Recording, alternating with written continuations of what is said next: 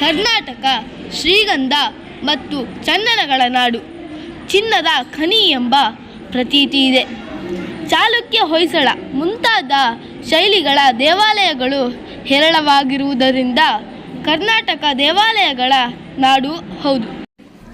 ಕನ್ನಡ ಸಾಹಿತ್ಯ ಚರಿತ್ರೆಯಲ್ಲಿ ಪ್ರವಾಸ ಕಥನವು ಒಂದು ಸಾಹಿತ್ಯ ಪ್ರಕಾರವಾಗಿ ಬೆಳೆದಿದೆ. ಇದು ವಾಚಕರಿಗೆ ಪ್ರವಾಸದ ಪರೋಕ್ಷ ಮಾಹಿತಿಯನ್ನು ದಟ್ಟವಾಗಿ ಕಟ್ಟಿಕೊಡುತ್ತವೆ. ಈ ಪ್ರವಾಸ ಸಾಹಿತ್ಯವನ್ನು ಸ್ಥಳೀಯ ಪ್ರವಾಸ, ದೇಶಿ ಪ್ರವಾಸ ಮತ್ತು ವಿದೇಶಿ ಪ್ರವಾಸವೆಂದು 3 ಭಾಗಗಳಾಗಿ ಮಾಡಿ ಅಧ್ಯಯನ ಮಾಡುವಷ್ಟು ಸಮರ್ಥವಾಗಿ ಪ್ರವಾಸ ಸಾಹಿತ್ಯ ಬೆಳೆದಿದೆ. 1950ನೇ ಇಸವಿ ಅಕ್ಟೋಬರ್ ತಿಂಗಳು ಮಂಗಳವಾರ 20ನೇ ತಾರೀಕು ಶಿವನ ಸಮುದ್ರದ ಪ್ರವಾಸಿಗರ ನಿಲ್ಮನೆಯಲ್ಲಿ ಕುಳಿತುಕೊಂಡು ಈ ದಿನದ ಪಯಣದ ವಿವರ ಬರೆಯುತ್ತಿದ್ದೇನೆ. ಈಗ ರಾತ್ರಿ 12:15 ಸುತ್ತಣ ಲೋಕವೆಲ್ಲ ಮಲಗಿಕೊಂಡಿದೆ. ನನ್ನ ಬಳಿ ಈ ತಂಗು ಮನೆಯಲ್ಲಿ ನನ್ನ ಗೆಳೆಯರು, ಕನ್ನಡದ ಯಾತ್ರಿಕರು ಮಲಗಿಕೊಂಡಿದ್ದಾರೆ. ಇಂದು ದಿನವೆಲ್ಲ ಅಲೆದು ಅಲೆದು ಅವರು ದಣಿದು ನಿದ್ರೆ ಹೋಗಿದ್ದಾರೆ. ಶಿವನ ಸಮುದ್ರವನ್ನು ಒಳಸೇರುವ ಮುನ್ನ ಬಾಗಿಲ ಬಳಿ ನಿಂತಿದ್ದ ಸುಬ್ರಹ್ಮಣ್ಯಂ ನಮ್ಮನ್ನು ವಿಶ್ವಾಸದಿಂದ ಸ್ವಾಗತಿಸಿದರು. ನಿಲ್ಮನೆಯನ್ನು ಕೂಡಲೇ ಖಾಲಿ ಮಾಡಿಸಿದರು. ಹಾಸಿಗೆ ಹಾಸಿಕೊಟ್ಟರು. ಊಟ ಉಪಚಾರದ ಬಗೆಗೆ ಕೇಳಿದರು.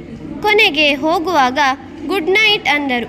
ಸುಬ್ರಹ್ಮಣ್ಯಂ ನೌಕರನೇನೂ ಹೌದು, ಆದರೆ ಅವರಿತ್ತ ಸ್ವಾಗತ, ವಿಶ್ವಾಸದ ನುಡಿ ನೆನೆದರೆ ನಾವು ಸುಬ್ರಹ್ಮಣ್ಯನ್ಗಿಂತ ಸಣ್ಣವರು ಎನ್ನುವಲ್ಲಿ ಸಂದೇಹವಿಲ್ಲ.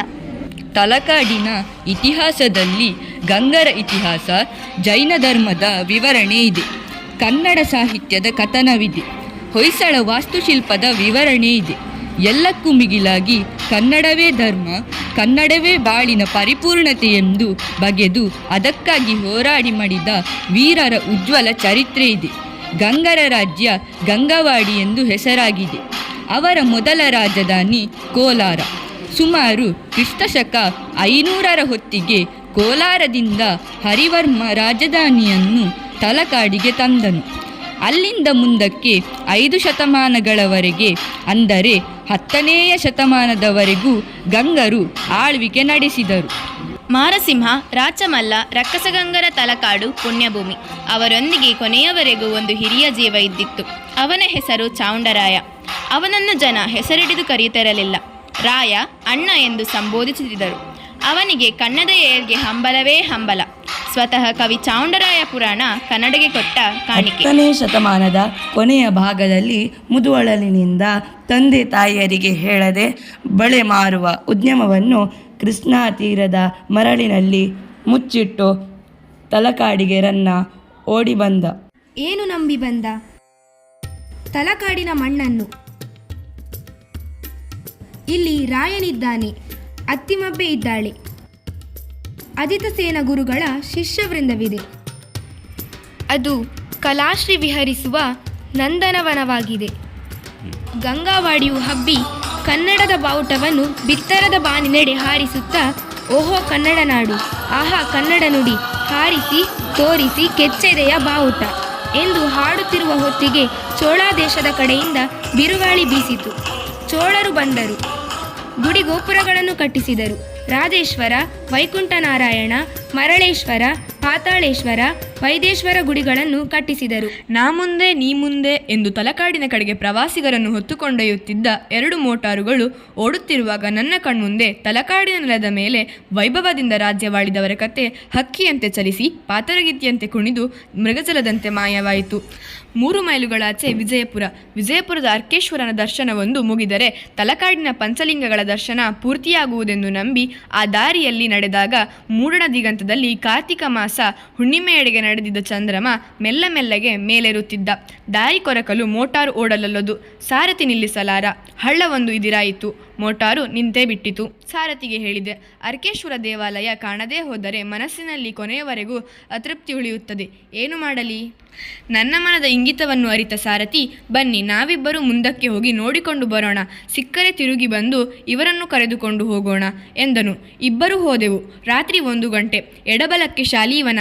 ನರಿಗಳು ಬಯಲಾಟದ ತಾಳಗತಿಗೆ ತಕ್ಕಂತೆ ಕೂಗುವ ಹಿಮ್ಮೇಳದವರಂತೆ ಕೂಗುತ್ತಲಿದ್ದವು. ಅನತಿ ದೂರ ಹೋಗುವಷ್ಟರಲ್ಲಿ ಗಿಡಮರಗಳು ಪೊದೆಯಲ್ಲಿ ಏನೋ ಬೆಳ್ಳಗೆ ಮಸುಕಾಗಿ ಕಂಡಿತು. ಎದೆ ಜೋರಿನಿಂದ ಹಾರತೊಡಗಿತು. ಧಾವಿಸಿದೆವು, ಸಮೀಪಿಸಿದೆವು. Eureka, Eureka!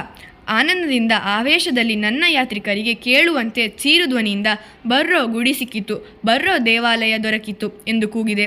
ಇವರೆಲ್ಲ ಬಂದರು. ನೋಡಿದೆವು. ಅರ್ಕೇಶ್ವರ ಲಿಂಗ ತಲಕಾಡಿನ ಪಂಚಲಿಂಗಕ್ಕೆ ಸೇರಿದ್ದು.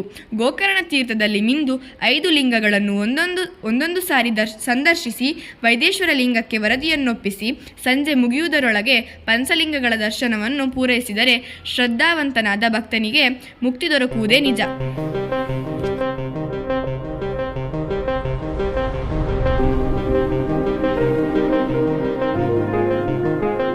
ಸಾವಿರದ 119 ವಿಷ್ಣುವರ್ಧನ ದೊರೆಯ ಆಳ್ವಿಕೆ ಪ್ರಾರಂಭವಾಯಿತು. ವಿಷ್ಣುವರ್ಧನ ದೊರೆಯ ಕಾರ್ಯವನ್ನು ಕೇಳುತ್ತೀರಾ? ವಿಕ್ರಮ ಚೋಳನ ಸೇನಾನಿ ಆದಿಯಮನನ್ನು ಮನೆಗೆ ಕಳುಹಿಸಿ ಹೊಯ್ಸಳರ ಕನ್ನಡ ಬಾವುಟವನ್ನು ಹಾರಿಸಿ ಗೆಲುವಿನ ಸ್ಮಾರಕವಾಗಿ ತಲಕಾಡಿನ ನೆಲದ ಮೇಲೆ ವಿಜಯನಾರಾಯಣನ ಗುಡಿ ಕಟ್ಟಿ ಮನೆಗೆ ಬಂದು ಗೆಲುವಿನ ಕಥನವನ್ನು ಬಣ್ಣಿಸಿದರು. ಹೊಯ್ಸಳರು ಹೋದ ನಂತರ ವಿಜಯನಗರದ ರಾಯರು ಬಂದರು, ಮೈಸೂರಿನ ಒಡೆಯರು ಬಂದರು. ಆದರೆ ಯಾರು ಬಂದರೇನು, ಯಾರು ಹೋದರೇನು? ತಿರುಗುವ ಕಾಲಚಕ್ರವನ್ನು ನಿಲ್ಲಿಸುವುದಕ್ಕೆ ಯಾರಿಗೆ ಸಾಧ್ಯ? ತಲಕಾಡಿಗೆ ಕೆಟ್ಟ ಹೊತ್ತು ಕಾಯ್ದುಕೊಂಡು ಕುಳಿತಿದೆ. ತಪ್ಪಿಸಲು ಏನು ತಪಸ್ಸು ಮಾಡಿದರೂ ಸಾಧ್ಯವೇ ಇಲ್ಲವಾಗಿದೆ. ನಾವೀಗ ಹೊಯ್ಸಳರ ನಾಡಿನಲ್ಲಿ ಸಂಚರಿಸುತ್ತಿದ್ದೇವೆ. ಕಪಿಲಾ ನದಿಯನ್ನು ಆ ಕಡೆಗೆ ಬಿಟ್ಟು ಈಚೆಗೆ ಉತ್ತರಾಭಿಮುಖವಾಗಿ ಹೊರಟು ಮುಂದಕ್ಕೆ ಬಂದರೆ ಹೊಯ್ಸಳ ಬಲ್ಲಾಳರ ಅಭಿಮಾನದ ಕಲಾ ಸಂಪದವಾಗಿ ನಿಂತಿರುವ ಅನರ್ಘ್ಯ ವಾಸ್ತುಶಿಲ್ಪ ಕಲಾರತ್ನವೊಂದನ್ನು ಕಾಣುತ್ತೇವೆ. ಅದೇ ಸೋಮನಾಥ ದೇವಾಲಯ. ಇದು ಕೀರ್ತಿನಾರಾಯಣನ ದೇಗುಲ. ಕ್ರಿಸ್ತಶಕಾಬ್ದ 1117ನೇ ವರ್ಷದಲ್ಲಿ ವಿಷ್ಣುವರ್ಧನ ದೇವ ತಲಕಾಡಿನ ವಿಜಯದ ನಿಮಿತ್ತ ವೀರನಾರಾಯಣನ ಹೆಸರಿನಲ್ಲಿ ಗುಡಿ ಕಟ್ಟಿಸಿದನು. ಕೀರ್ತಿನಾರಾಯಣ ದೇವಾಲಯದ ಆಚೆಗೆ 150 ಗಜದ ಅಂತರದಲ್ಲಿ ವೈದೇಶ್ವರ ದೇವಾಲಯ. ಈ ದೇವಾಲಯದ ರಚನೆಯ ಕಾಲ ನಿಶ್ಚಿತವಾಗಿ ತಿಳಿದುಬಾರದಿದ್ದರೂ ಈಗ ಸಿಕ್ಕಿರುವ ಆಧಾರಗಳ ಅನ್ವಯ ಇದರ ಕಾಲವನ್ನು 13ನೇ ಶತಮಾನದ ಪೂರ್ವಕ್ಕೆ ತಂದಿರುವರು. ದೇವಾಲಯದ ಹೊರವಲಯದಲ್ಲಿ ಇರುವ ಕಲಶಗಳು, ಗರ್ಭಗುಡಿಯ ಗೋಪುರವು, ಶಿಲ್ಪದ ನಿರ್ಮಾಣದಲ್ಲಿ ತೋರಿರುವ ಕೆಲವು ವಿಶಿಷ್ಟ ರೂಪಗಳು, ಕಟ್ಟಡಕ್ಕೆ ಉಪಯೋಗಿಸಿರುವ ಸಾಮಗ್ರಿಯು ಈ ಕಾಲವನ್ನು ನಿರ್ದೇಶಿಸಿ ಶೃಂಗೇರಿಯ ವಿದ್ಯಾಶಂಕರ ದೇಗುಲ, ಹಂಪೆಯ ಹಜಾರರಾಮರ ಗುಡಿ, ತಾಡಪತ್ರಿಯ ಲೇಪಾಕ್ಷಿ ಮಂದಿರ, ತಲಕಾಡಿನ ವೈದೇಶ್ವರ ದೇವಾಲಯಕ್ಕೆ ಸರಿಹೊಂದುವ ಕಟ್ಟಡಗಳಾಗಿವೆ. ನಮ್ಮ ದೇಗುಲಗಳೇ ನಮ್ಮ ರಾಷ್ಟ್ರದ ಚರಿತ್ರೆಯ ಹೆಗ್ಗುರುತು. ಇಂತಹ ದೇಗುಲಗಳ ಅಭ್ಯಾಸದಿಂದ ನಮ್ಮ ಬದುಕು ನಯವಾಗುತ್ತದೆ, ನಿರ್ಮಲವಾಗುತ್ತದೆ.